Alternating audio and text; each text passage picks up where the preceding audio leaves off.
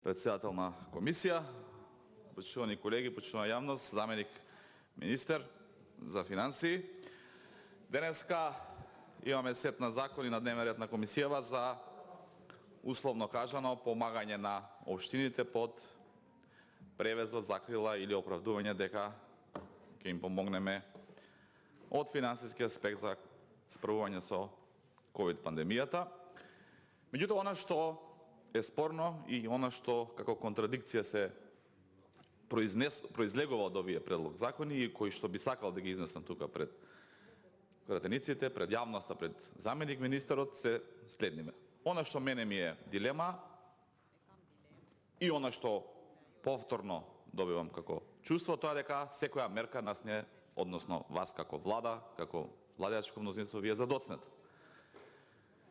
Законот со кој што предвидувате промени во Законот за финансирање на единиците на локална самоуправа предвидува 4,5% од наплатениот ДДВ да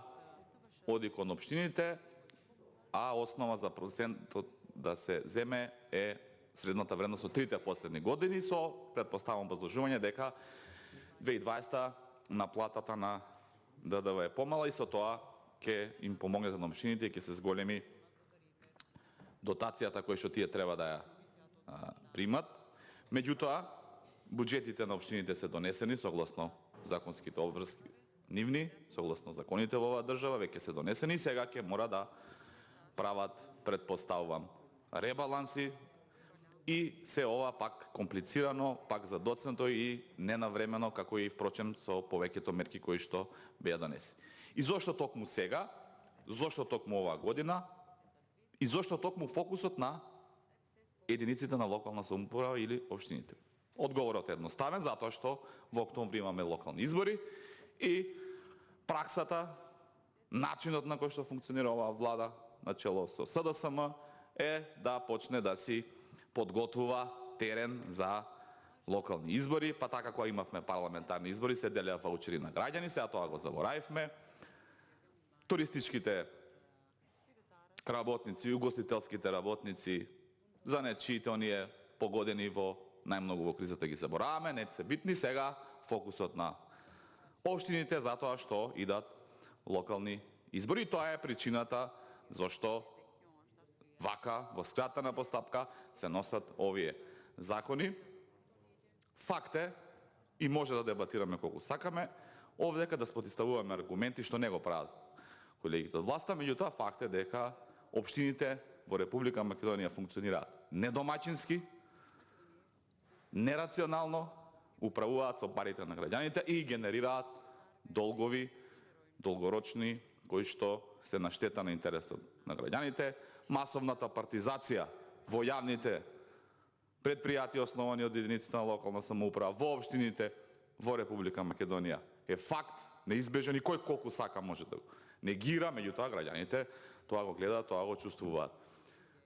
Најмногу, и сега може да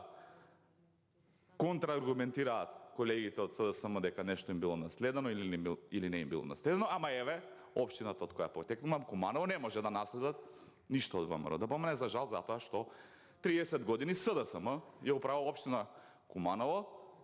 општина која што, за жал, има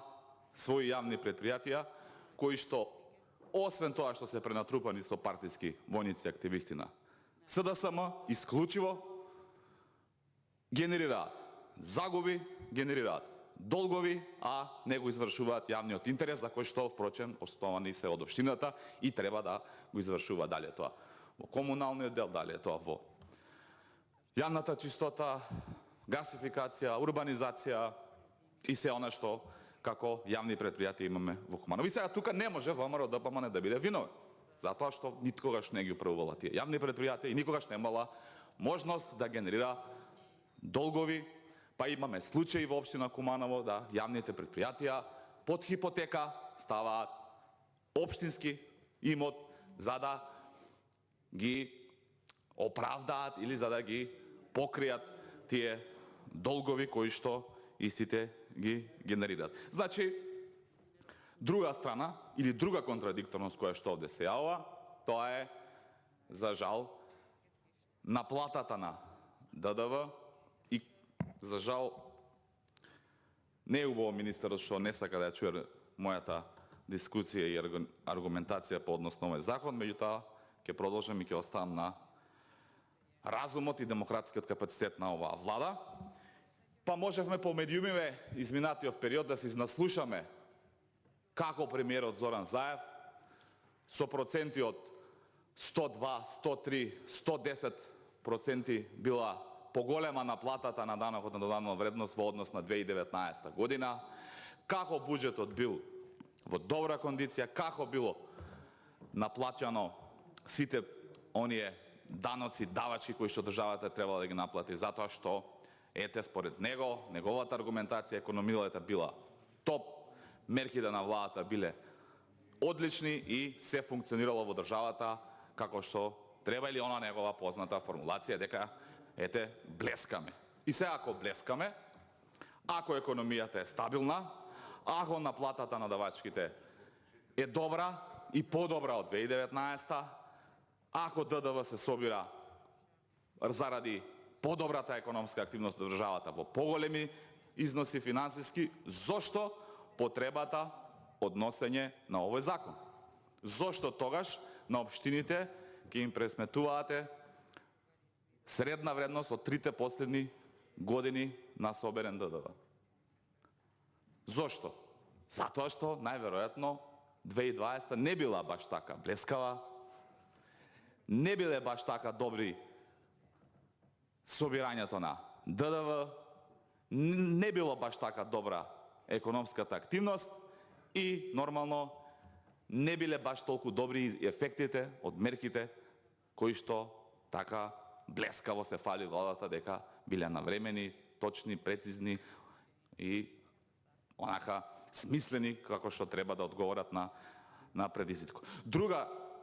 работа, затоа што имаме сет на закони, се предвидува уште еден, по мене дури можеби и скандалозен закон, а тоа е исто измена на Законот за финансирање на единиците на локална самоуправа, со кој општините ќе може да предвидуваат буџет за 50% поголем од реализација на буџет кој што им бил во претходна година. И зашто токму оваа измена во оваа година? Затоа што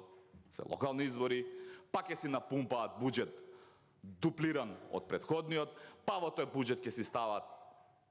своите желботеки, па ќе излагаат пред граѓаните и ќе им кажуваат дека све живо ќе изреализираат и дека готово блескаме, државата цвета, и ќе се обидат на еден манипулативен начин, својствен за СДСМ,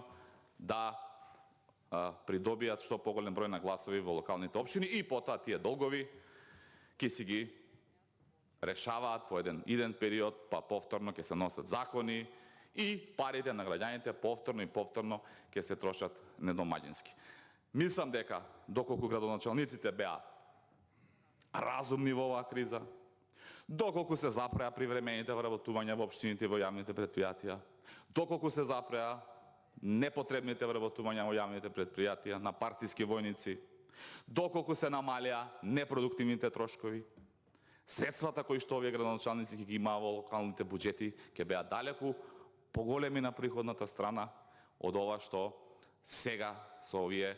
измени на закони во скратена постапка им го нуди владата. Ќе беше многу поискрено тоа пред граѓаните, ќе беше многу попродуктивно за самиот интерес на граѓаните, и тоа е правецот во кој што треба да ја развиваме и локалната власт. И јас како пратеник апсолутно мислам дека и ова е малку пари кои што им се даваат на општините. И мислам дека децентрализацијата, финансиската децентрализација на општините треба да биде поголема и буџетските потенцијали, капацитети на општините треба да бидат многу поголеми за да можат реално изворно да ги решаваат проблемите на граѓаните, меѓутоа тоа мора да биде проследено со едно искрено, домаќинско, продуктивно трошење на тие средства, а не да се претвараат јавните претпријатија во претпријатија кои што ќе задоволуваат потреби на политички партии и сите оние нивни активисти кои што по нивните параметри биле заслужни да ги трупаат во администрацијата, па да имаме случаи, а тоа е во општина Куманово, да нема ниту канцеларија, а камоли бироа за сите вработени во тие администрација. И затоа како собрание, како пратеници, апелирам да бидеме искрени пред граѓаните, да не ги манипулираме, да не во изборни години ни текнува на локалните самоуправи, туку во континуитет со една стратегија, со еден план, со квалитетни проекти да им помогнеме на општините да застанат на здрави нозе. Само така ќе можеме да имаме долгорочни ефекти во функционирањето на локалните самоуправи. Се друго е козметика, се друго е политиканство и дневно политички потреби за една политичка гарнитура и партија да остане на власт и ништо во интерес на граѓаните. Ви благодарам.